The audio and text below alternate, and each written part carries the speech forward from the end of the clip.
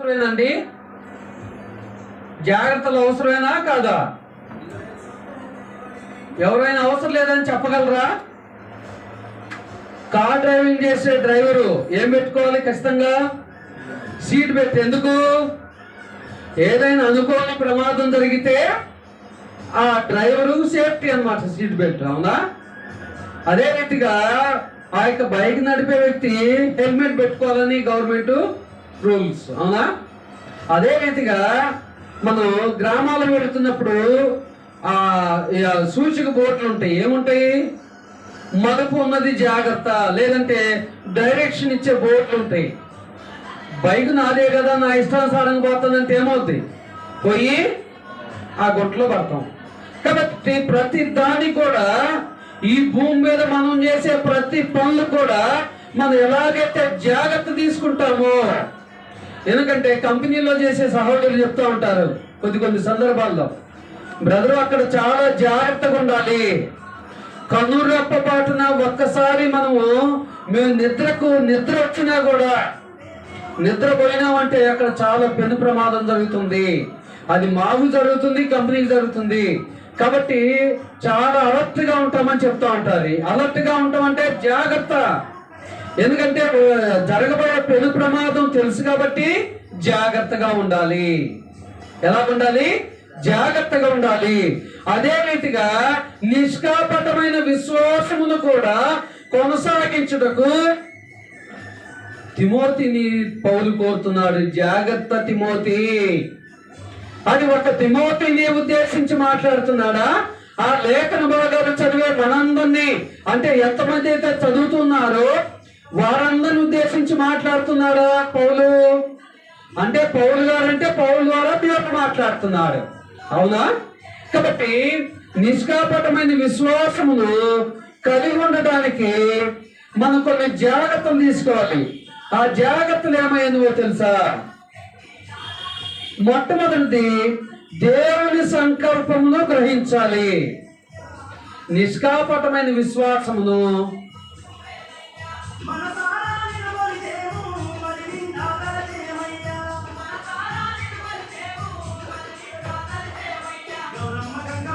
నిష్కాపటమైన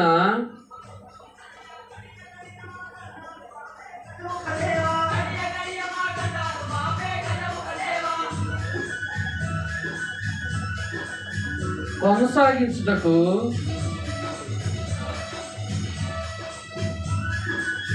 కొన్ని జాగ్రత్తలు తీసుకోవాలి.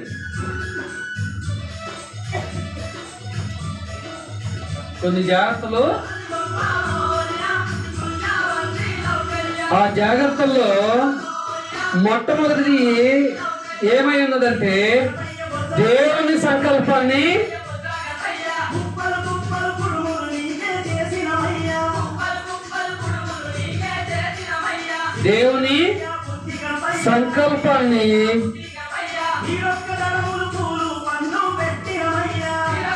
పూర్తిగా తెలుసుకోవాలి.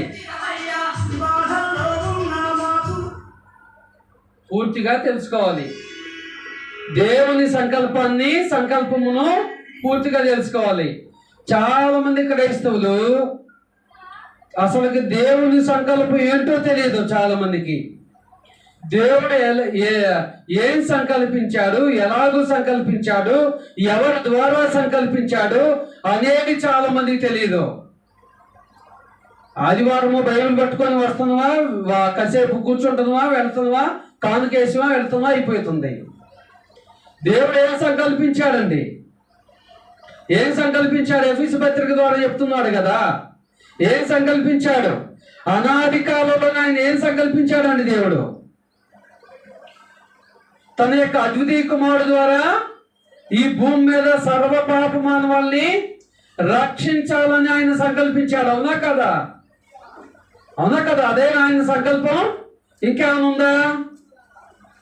అదేనండి ఆయన సంకల్పం. చూడండి, ఎఫెసీ రాసిన పత్రిక 1వ అధ్యాయము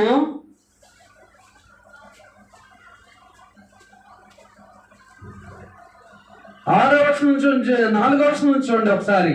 పరిశుద్ధ గ్రంథంలో ఉన్న ప్రతి ఒక్కరు కూడా నిజంగా లేఖనం అలాగ ఉందా లేదని పరిశీలన చేయాలి. ఎట్లనగా తన ప్రియుని యందు ఎవరు తన ప్రియుడు? తన కుమారుడు, అతిథి కుమారుడు క్రీస్తు ప్రభు.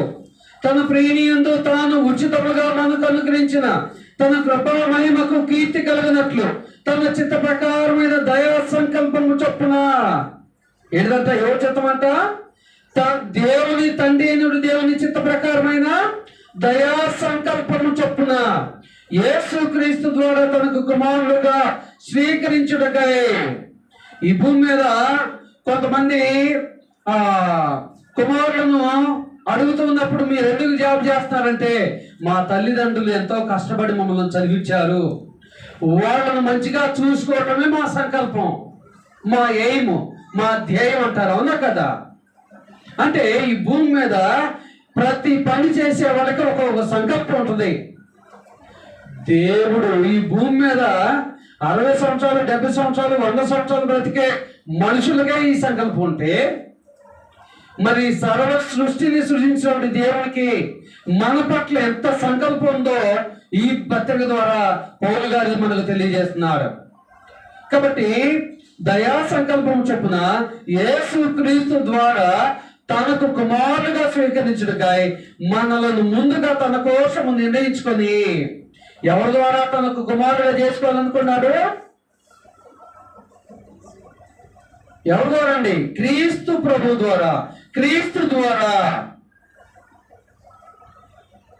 చూడండి, మనము తన ఎదుట పరిశుద్ధమును నిర్దోషమున ఎండవల్లని జగత్తు పునాది వేయబడక మునిపే. ఎప్పుడంతా ఆయన ఈ సంకల్పాన్ని ఎప్పుడంట? ఈ సంకల్పాన్ని ఆయన ఎప్పుడు సంకల్పించాడంట? జగత్తు పునాది వేయబడక మునిపే.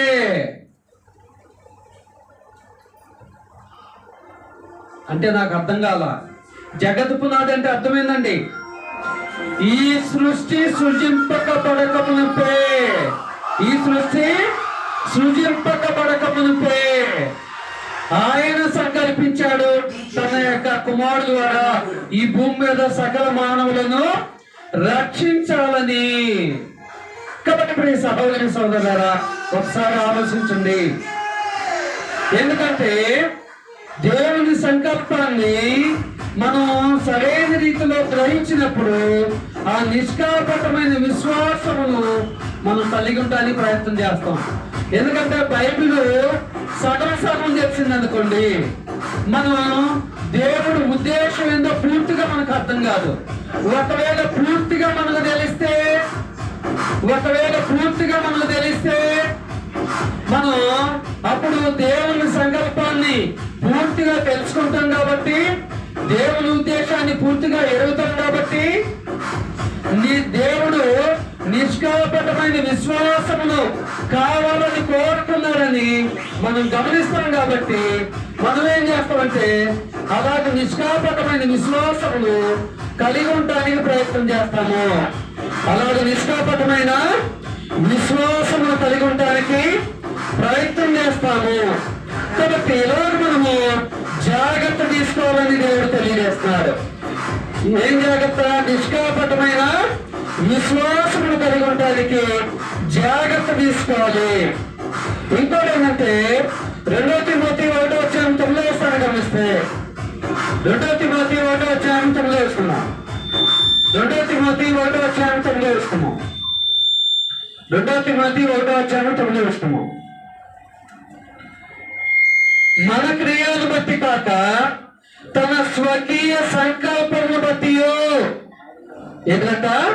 మన క్రియలను బట్టి కాక తన స్వకీయ సంకల్పమును బట్టి అనాది కాలముననే క్రీస్తు యేసునందు మనకు అనుగ్రహింపబడినది.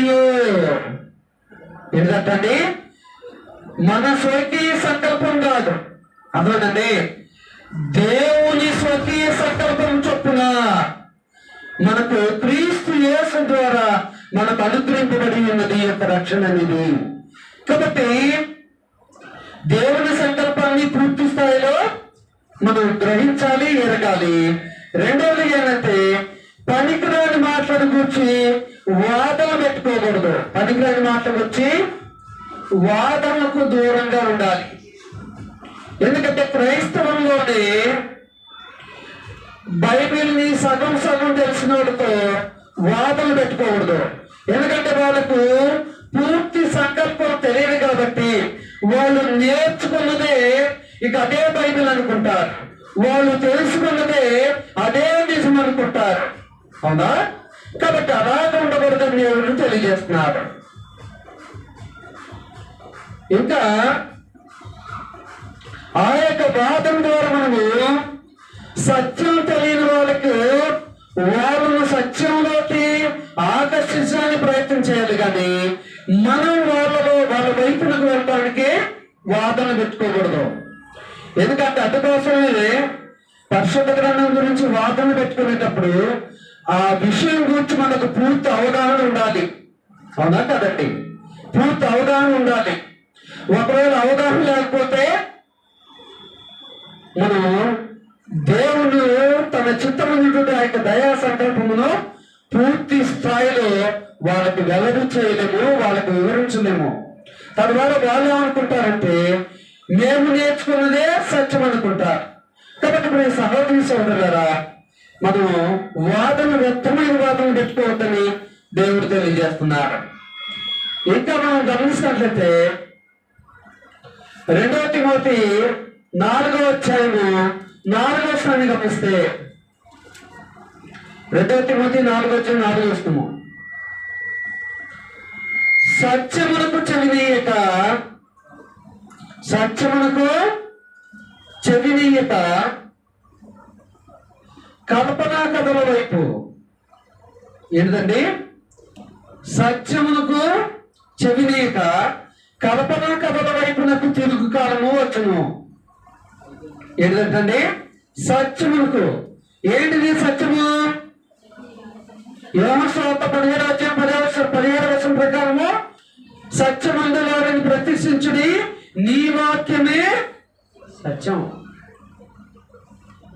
నా దగ్గర 1 కోటి మంది సంఘ సభ్యులు ఉన్నారు, నేను చెప్పే సత్యం అంటే కలవదు. నేను 1,00,000 మందికి బాప్తిజం ఇచ్చాను, నేను చెప్పే సత్యం అంటే కలవదు. బైబిల్ ద్వారా దేవుడు ఏం తెలియజేశాడో అది పాటించడమే సత్యము, అదే సత్యం. కానీ నేను బీడే చదువుకున్నాను, ఎంటే చేశాను, ఆ జ్ఞానం జ్ఞానం నాకు బాగుంది అనేది సత్యం కాదు. ఎందుకంటే ఈ లోక జ్ఞానం వెలుగుతనం అని దేవుడు తెలియజేస్తున్నారు. కాబట్టి లోకం ఎలాగుంది? ఇప్పుడు లోకం ఎలాగుందండి? కల్పనా కథల వైపు మరేముంది. అది ఇప్పుడు కాదు, ఎప్పుడు నుంచో ఉన్నది. అది మొదటి శతాబ్దం నుంచే ఉన్నది. ఏంటిది? ఎందుకంటే చాలా మంది మనకు గృహం పోతే ఆ సహోదరులు అంటున్నారు, ఇప్పుడు ఏం నడుస్తున్నారండి బైబిల్ టు బైబిల్ ప్రకారం అంటున్నాడు.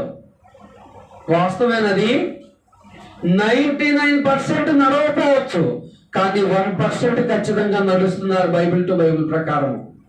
అవునా? ఎవరు ఉంటున్నారండి? ప్రతి ఆదివారం చర్చికి పోయేవాళ్ళు ఎవరు ఉంటున్నారు? ఇవాళ ఎక్కడ ఉన్నా, ఏ ప్రదేశంలో ఉన్నా దేవునికి భయపడే వాళ్ళు ఎంతమంది ఉంటున్నారు అని అడుగుతున్నారు. అంటే 99% లేరు, వాస్తవమే, కానీ 1% ఉన్నారు. కానీ దేవుడు ఏమంటున్నాడంటే 2 కొరింథీ 5వ అధ్యాయం 10వ వచనం ప్రకారము ఎదుటనక తాను జరిగించిన క్రియలు చొప్పున అవి మంచివైనా సరే చెడ్డమైనా సరే దేవునితో జరిగించిన ప్రతి వాటికి క్రీస్తు న్యాయపత్రం ఎదుట మనం ఏం చేయాలి? లెక్కపు చెప్పుకోవాలి.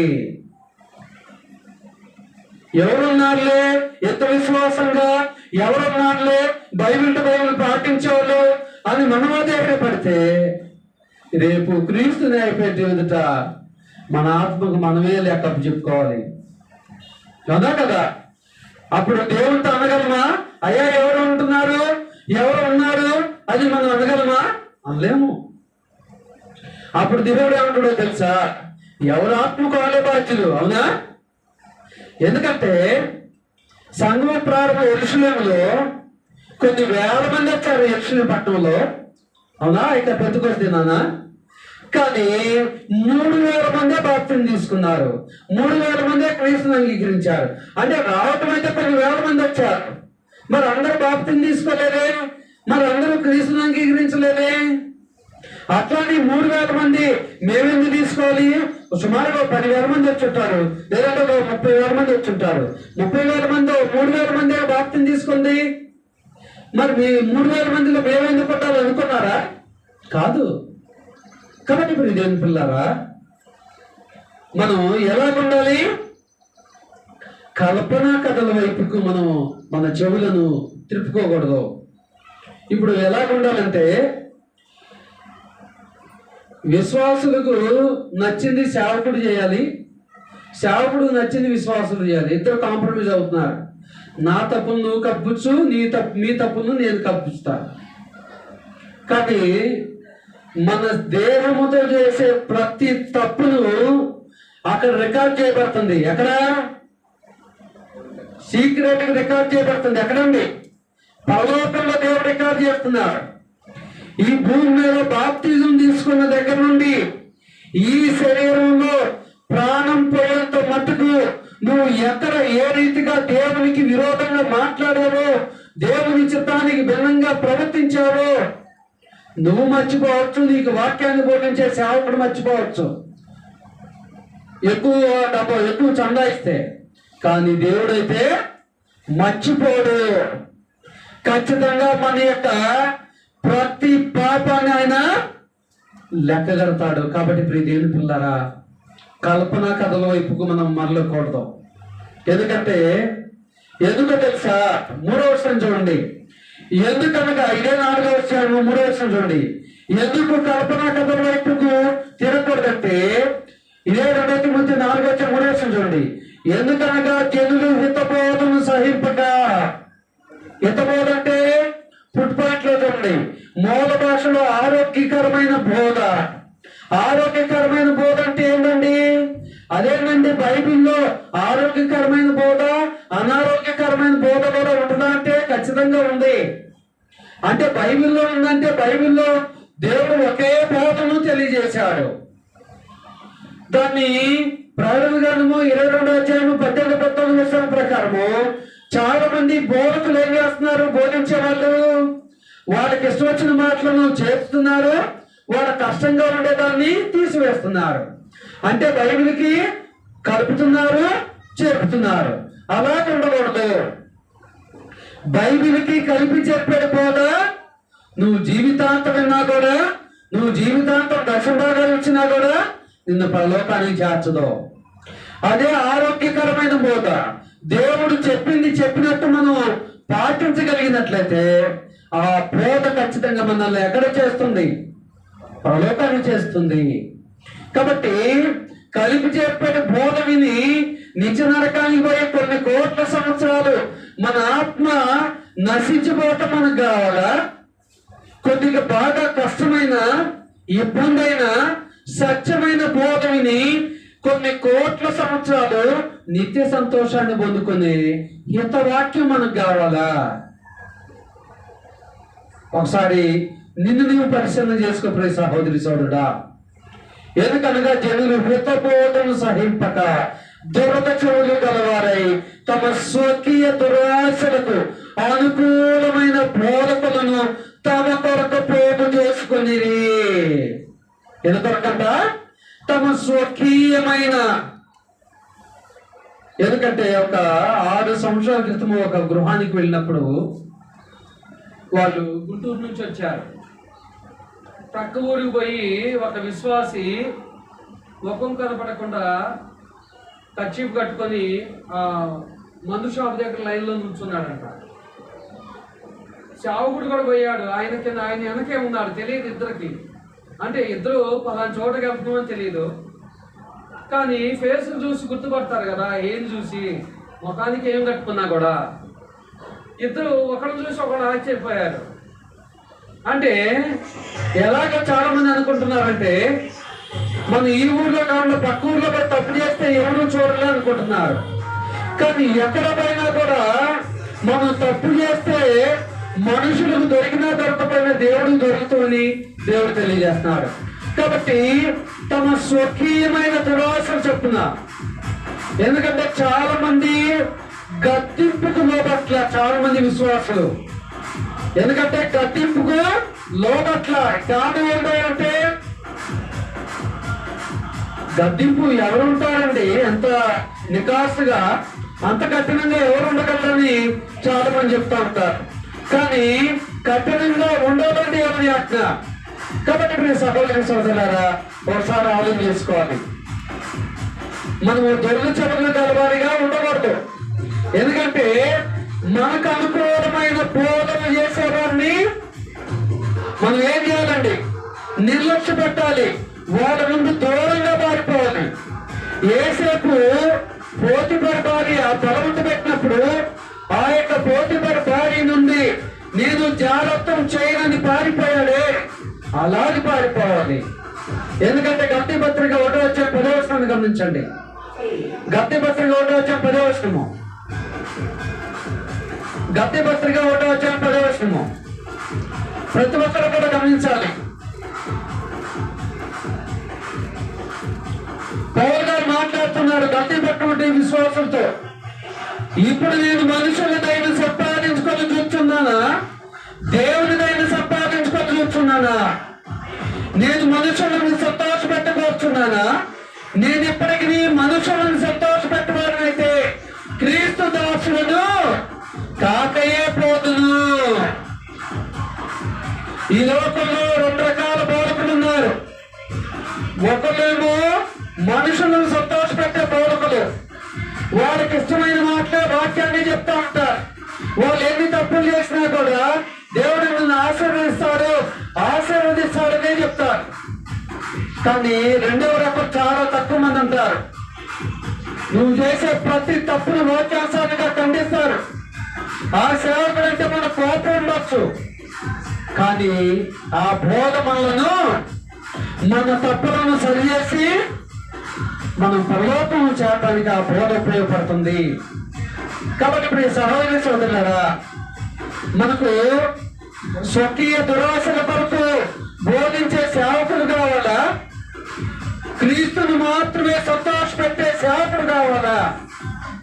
ఒకవేళ క్రీస్తును మాత్రమే సంతోష పెట్టే సేవకుడు కనుక ఆ బోధను కనుక మనం ఆహ్వానిస్తే మనం నిష్కాపటమైన విశ్వాసాన్ని కలిగి ఉండే అవకాశం ఉంది. నిష్కాపటమైన విశ్వాసాన్ని కలిగి ఉండే అవకాశం ఉంది.